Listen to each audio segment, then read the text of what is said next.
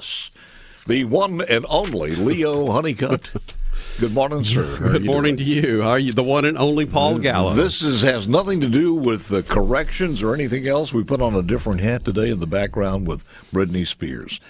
But first of all, you got so many stories. Perez, he was telling me a story about Muhammad Ali and Chris Christopherson. You know where this comes from? No, I don't. You want to hear the story? Of course I do. Here's another story from the vast experience of Leo Honeycutt. Well, when you're a reporter, and especially a feature reporter, you're going to be moving in and out of all kinds of situations and people's lives all the time. So, and when you do this over a span of 40 years, there's a lot of stories like this that'll happen. Yeah. So in 1978, the film production by Zeb Braun, made-for-TV movie for NBC, came to Natchez, and it starred Muhammad Ali and Chris Christopherson. And so they were there for a month, and they let me hang out with them for 3 days, and it was just, Muhammad Ali was just a wonderful man. He was just a great guy, and he had no airs about him. He was just like, "Hey, Leo, get over here. I'm going to kick you." That kind of thing. Where did that place in the in the time of between the Stars Born? Okay, Chris Christopherson, of course, starred with Barbra Streisand in The Stars Born in 1976. So this was about 2 years later. And he was hot. He was very hot. Yeah. The name of the song, the name of the movie was Freedom Road. Freedom Road. It was a Howard Bass novel. Yeah. And it was done all in Natchez. All in Natchez. How about that? Mm-hmm. One story on the Brittany Spears that happened yesterday, I think it was, this week. Musician Brittany Spears shared a topless photo on Instagram on Wednesday. Amid her ongoing conservatorship battle, the photo features Spears' back without a shirt, was captioned with a ballet shoe emoji. So I'm not sure who's doing her PR work. But you knew this young lady. Way back when she was 13, she actually wrote me a fan letter because she liked our morning show out of Baton Rouge. Yeah, what were you doing on the morning show at that time? Anchoring the morning show. I was doing a morning show on Channel 2 in Baton Rouge and for about 15 years. Yeah. And so anyway, a mutual friend of ours actually reached out to me and she said, "You realize that she's a Mouseketeer now. You should go do a story." How long has she been a Mouseketeer? Well, she was a Mouseketeer for, 3 years at Disney with Justin Timberlake and a few other people back then. But Christina Aguilera. There you go. That's right. Was she getting any national prominence from that? Well, for people who watched the Mouseketeer show on Disney, but the thing is they sent me a tape because I didn't really want to go do the story because she was in Kentwood, which is almost 2 hours away, and the newsroom wouldn't let me take a crew that far. In fact, I had to agree. Cheapskates. They were. And I had to agree to do a second story on Kentwood Water to be able to go do a story on Britney Spears.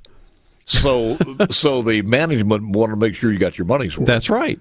They really did. Tell me what happened after that. Well, we did go over there, and it was 14550 Greenlaw Church Road. It was out in the middle of nowhere, only really about a mile south of the Mississippi line, south of Osaka. Mm-hmm. And so in fact, they lived there for a little while. Brittany was born in Macomb. And so we got there, and you could tell, no GPS, right? So you're kind of feeling your way down this country road, and you finally get there, and she comes running out the door, smiling ear to ear because she saw the news unit. It was a marked unit. So she comes running out, and we knew we were there. So we went through the house, met her and her mother, went through it was pretty regular house, and in her bedroom she had posters of Madonna, and I believe it was Carly Simon. I'm trying to remember now which one it was. But anyway, so she was obviously into music. Yeah. When Disney sent me the tape of her on set, she really could sing. I mean, she had a set of pipes at 10, 11, 12 years old. So by the time we got there at 13, we did the story with her and weaved in some of the stuff on her being on Disney. We drove down to where her grandmother had a seafood deli restaurant in Kentwood. And people just loved her. I mean, it's like everybody in town knew who she was. Yeah. She was a local celebrity. Yeah, but it was more than that. They just liked her. There was something about she did glow. I mean, there's no doubt. I think today, even when you watch her, she's just someone you think you could relate to. Well, you could. But beforehand, not with all of the We're way down the highway now. We're in a different planet. Right. How'd her dad get from Macomb to Kentwood? I don't know. He did various projects. I think he was kind of an entrepreneurial kind of guy, and he had a gym in Kentwood, as I recall. But he really wasn't around us much. Did her mom ever work? Well, I don't know. She worked at promoting her kids. She had 3 kids, Brian, Brittany, and Jamie Lynn, and they would spend summers. By the time we did the story, they had done 3 summers in New York trying to promote Brittany's career. And so, Jamie was back home trying to fund all that. And I mean, that was an expensive proposition. What happened after that first interview is they kind of, in a way, attached to you for a little bit of advice. Take us there. Well, Lynn called me repeatedly after that and said, Brittany's going to be singing here, she's going to be singing there, this festival, whatever, would you come do it? And it's like, I've already done the story. I really can't do more stories about Britney singing. We already know that she's a great singer, and, I really can't travel that far and keep doing this. And so in 1997, when she signed on with Jive Records, her mother called up and she said, look, Britney's done a music video. I'm going to send you a tape. I want you to look at it and call me. Let me know what do you think of it, and show it to your kids. And I want to see what their reaction is. And so she sent the video, and I popped it in, and we looked at it with my daughter, who's only 3 months older than Brittany, and then my son, who's 4 years younger. And so we looked at it, and she filmed this when she was 15 or 16 years old, and she barely had anything on. And it just, I'm sure I reacted as a father. Yeah. It just didn't look right. And so I avoided Lynn. I didn't call her back. And she finally caught me on the phone, and she said, well, tell me, what do you think? And I said, well, I wouldn't let my 15-year-old do that. How'd she take that? Quietly. She called you after that? Yeah. I mean, I thought that'd be it. Yeah. And, I mean, what does it take, Paul, to be rich and famous? Are you really willing to give away everything for that? Yeah. That became the question. But you and I know, and there was another, speaking of TV shows, there was this TV show about the, the name is, I'm missing the name, of these kids who compete in beauty pageants, and they're, 5 or 6 years old or younger. Yeah. What was Toddlers and Tiaras. That's exactly the name of the show. And, wow. And some of these mothers are kind of like Jamie Lynn. Mm-hmm. They've invested everything. Which is the word you're looking for. Well, yeah, but with a B. So anyway. Well, I can't say Lynn was just, but she was after me a lot. And in retrospect, I look back on it and I think, well, at least she had the wherewithal when everything was getting really noisy and revved up. At least she had the wherewithal to think, maybe I need a voice of balance here. But I think she wanted me to tell her what she wanted to hear as opposed to what I thought. And that's really kind of the way it came off. And so then 2 years later, she hit it big with one more time. Yeah. And so Lynn called up and she said, Jive wants to send her on, I think it was a 30-city tour, but they don't want me to go. And so the production company, actually, the record label, did not want Mom along with them. That's right. Wow. Did she think maybe you would go? Oh no, no! I have a wife and kids and a family and had a career. I mean, who was Brittany Spears, for crying out loud? Yeah. So, but Lynn, I said, Lynn, you're kidding me. You've got to go. You're the mom. And she's 15 years old at this time. Yeah. Well, no, this was when she signed. So she just turned 18, or she was turning 18 that year. I got you. Because her birthday's in December. And somewhere in there. And so she was turning 18 that year, and she said, but they don't want me to go. And I said, well, why do you think they don't want you to go, Lynn? It's because... Right, hold on there, though, because we got a song coming up. We got a break coming up. The song coming up is Overprotected, is the next opening bumper. More on this if they want. All right, so let's take it from here to the point where all of a sudden you give her the advice that you think she needs, and I'm talking about her mother, Lynn, and then the silence hits. Yeah, well, like I say, 1999, she had the big hit with Jive, and they were going to send her out, I think, on a 30-city tour, and Lynn calls up, and she says, they don't want me to go. And I said, Lynn, you got to go. I mean, come on. You're the mom. You got to go. And she said, no, they want my sister to go. And I said, look, I mean, come on. I mean, do you think the boys in the band teach Sunday school? I mean, she's legal now, but she's nowhere close to being able to fend for herself. Somebody's got to be there as a firewall. How long was this tour? The tour, well, for 30 City would take, about 2 months? Yeah. And so... It was not an overnight junket. No. And it was constant road time, and good and well, afterwards there's party and almost every night. It's just, I don't know. It just didn't strike me as something that you should do. But anyway, she did it. So, Brittany was out on her own basically when she was just turning 18. Jamie didn't want to hear that advice, though. Well, no, I don't think they did. I don't. They were caught up in the moment. It was all beginning to pop and happen for them. And I mean, it was the dream come true. The dream was coming true.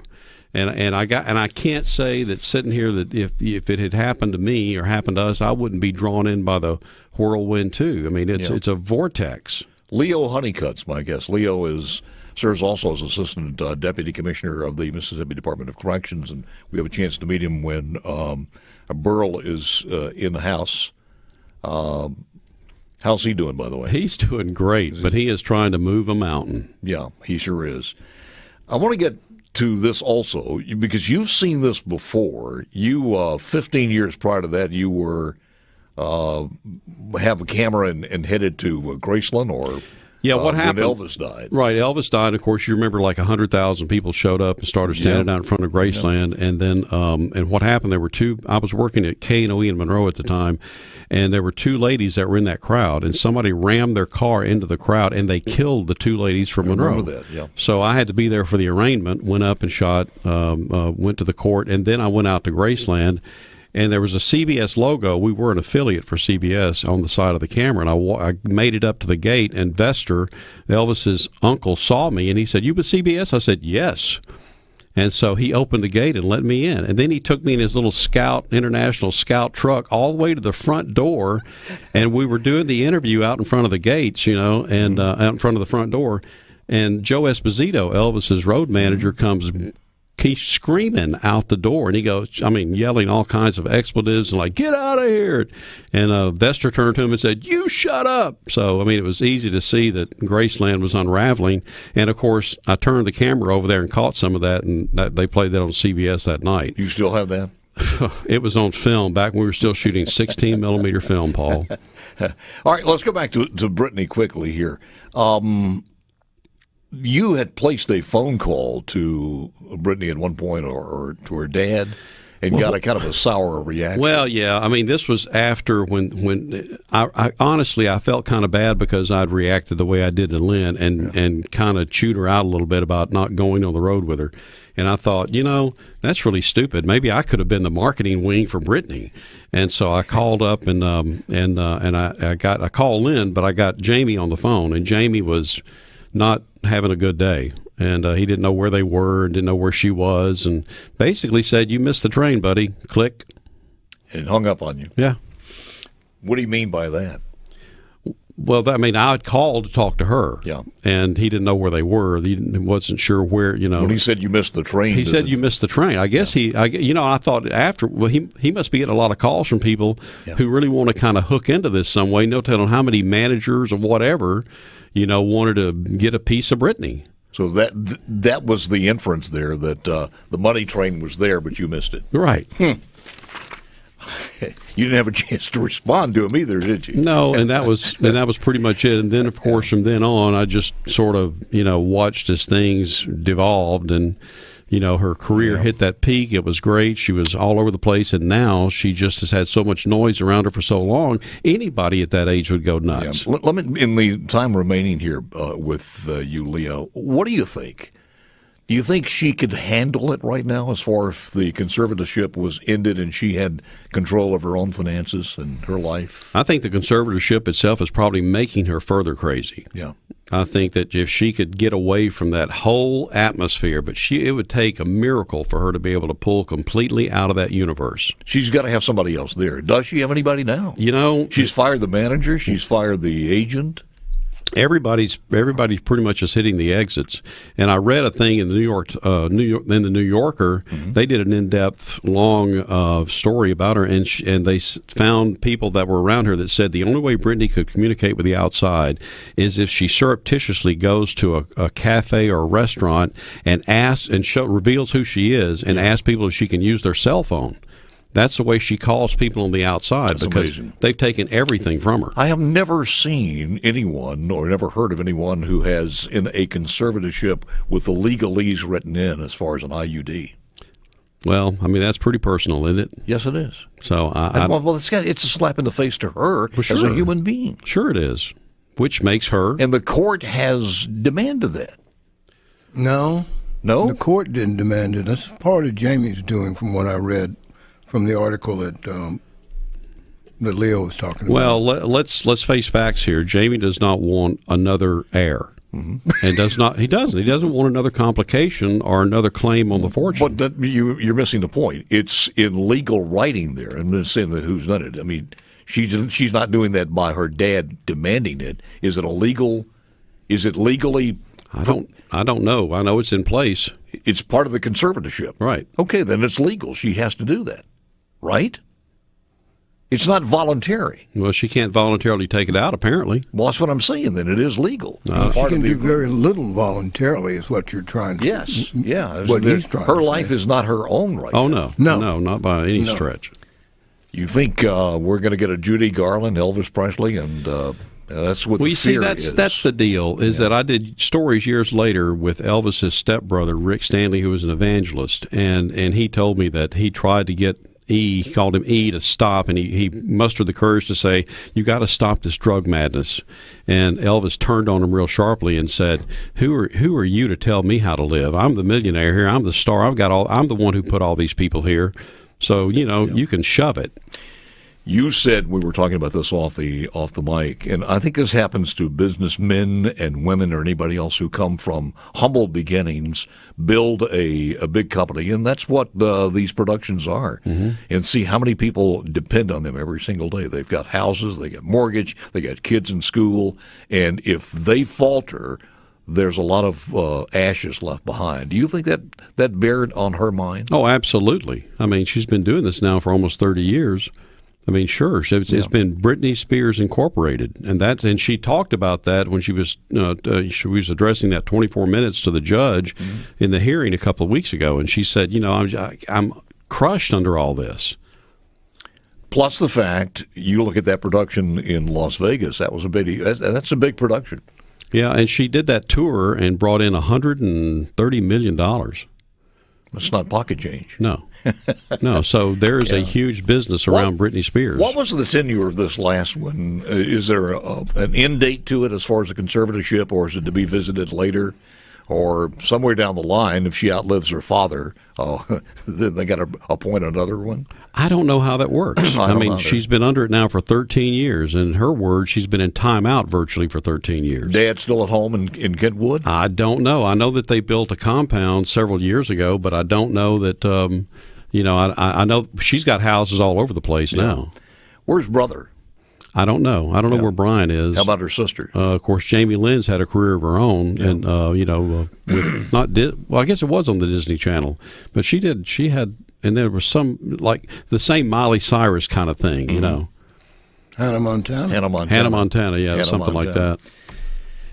You had so many other stories. I wish we had time to share some other ones, but you were saying Chris Gustafson also said the same thing as far as all these people working for you. You have a heavy burden. Yeah, he did. He was one of the interviews. He said, "I said, is there something you really wanted?" He said, "I want to be like Hank Williams Sr. I want to be that good as a writer." But he said the problem is that this business continues to grow. More and more people get on the payroll, and he said that's pressure alone, and that hurts your creativity. One thing about Chris Gustafson, you're kind of amazed he's still alive. Yeah, I know.